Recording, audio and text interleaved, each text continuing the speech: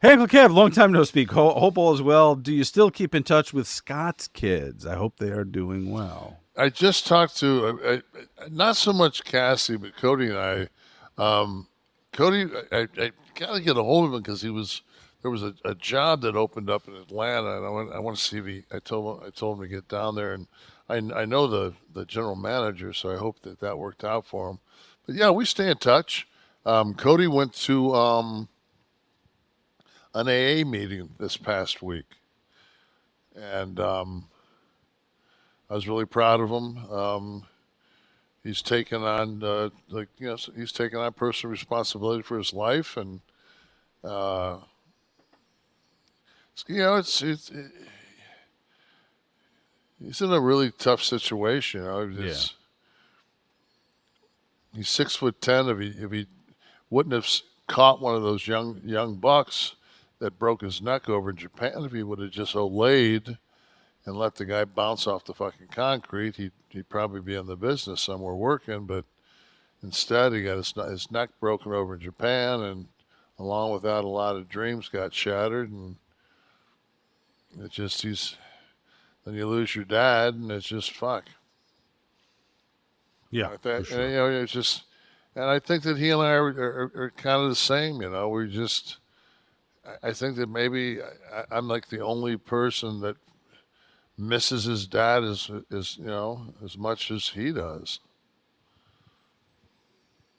You know what I do? Do you ever my dad died when I was 14 or 15, I guess.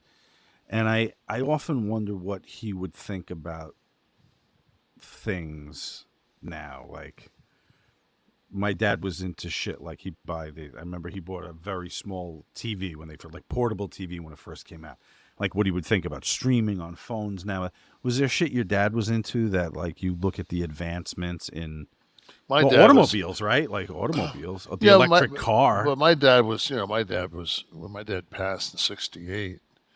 So I mean, it was um, hell. Color TV would have been a motherfucker, you know. Right. Yeah, sure. Um, I don't know. I look at my dad's life, and I looked at he passed at 36. And I'm just like, I remember when I was 36, I was holding my son because my son was born. I want to think. Let's see. My son was born June 12th, and I was 35, and then like July 9th, a few days later, I turned 36, and that was how old my father was. And I remember thinking to myself, like, fuck. Like, no wonder dad died. Fucking, he already had three kids.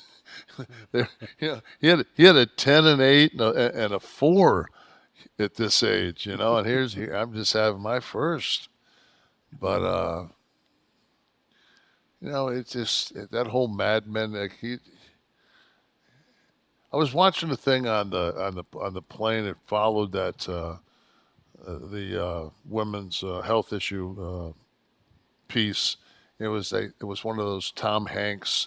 It was on the '70s, and it started off. How they talk about the different eras.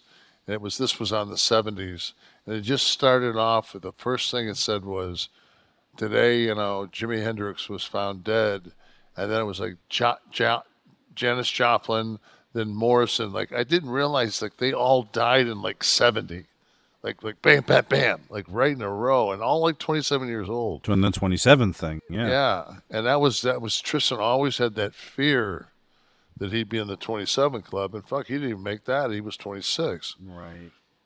but